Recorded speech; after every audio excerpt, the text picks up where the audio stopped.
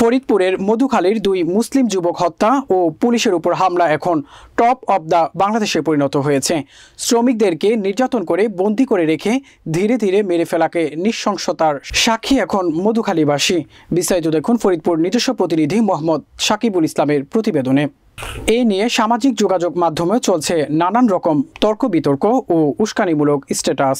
পরিস্থিতি যেন আরও খারাপের দিকে না যায় তাই গঠন করা হয়েছে সাইবার সেল ও মোতায়েন করা হয়েছে অতিরিক্ত বিজিবি ও পুলিশ।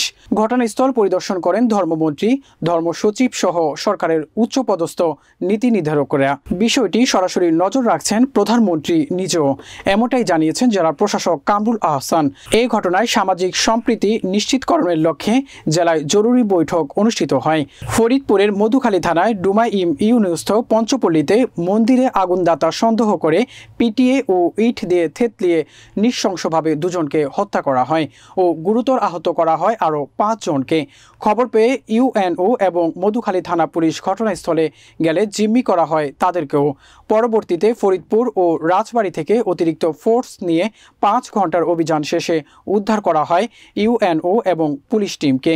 এই ঘটনায় এলাকায় থমথমে পরিস্থিতি বিরাজ করছে। যে কোনো প্রকার অপ্রীতিকর পরিস্থিতি এড়াতে এলাকায় অতিরিক্ত পুলিশ ও বিজিবি মোতায়েন করা হয়েছে। আহতদের উদ্ধার করে ফরিদপুর মেডিকেল কলেজ হাসপাতালে প্রেরণ করা হয়েছে। আহত 2 পুলিশ সদস্যকে মধুখালী উপজেলা স্বাস্থ্য কেন্দ্রে ভর্তি করা হয়েছে। খোঁজ নিয়ে জানা যায় হামলার শিকার সবাই নির্মাণ শ্রমিক।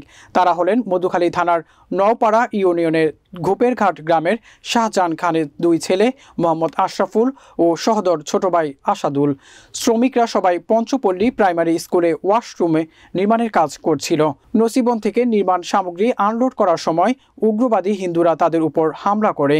তপতি মণ্ডল নামে এক হিন্দু মহিলার চিৎকার চেঁচামেচিতে এলাকার হিন্দুরা জড়ো হয়ে দেখতে পায় কালী মন্দিরের মূর্তিতে আগুন লেগে পুড়ে গেছে।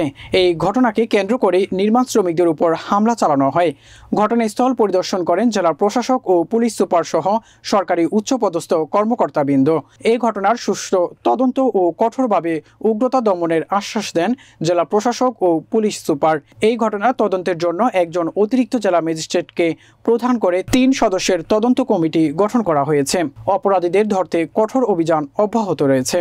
আইন হাতে নিয়ে কাউকে এইভাবে নির্মমভাবে হত্যা করবে, এইটা কোনোভাবে গ্রহণযোগ্য না। এই সাথে যারা জড়িত শেষ ব্যক্তি গ্রেফতার না হওয়া পর্যন্ত কঠোর অভিযান চলবে এবং আমরা শেষ ব্যক্তিকে গ্রেফতার করে আইনের কাছে সোপর্দ করে তার শাস্তি নিশ্চিত করে আমরা শান্ত হব। তার আগে আমরা থামব না এবং এই ধরনের ঘটনার পুনরাবৃত্তি আমরা কোনোভাবে আশা করব না।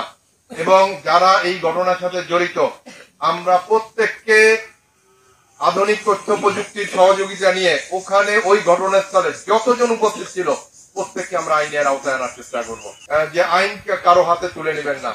ধর্ম সবার যে যার মতো যার ধর্ম পালন করবেন, কিন্তু ধর্মের দোহাই নিয়ে ধর্ম মানুষের জন্য, কিন্তু মানুষকে হত্যা করে ধর্ম পালন, এইটা কোন ধর্মই কিন্তু এইটা বরদাস্ত করে না। এটা জনগণ দেখুক, এই ধরনের অপকর্ম সমাজ যেন কেউ না ঘটাইতে পারে।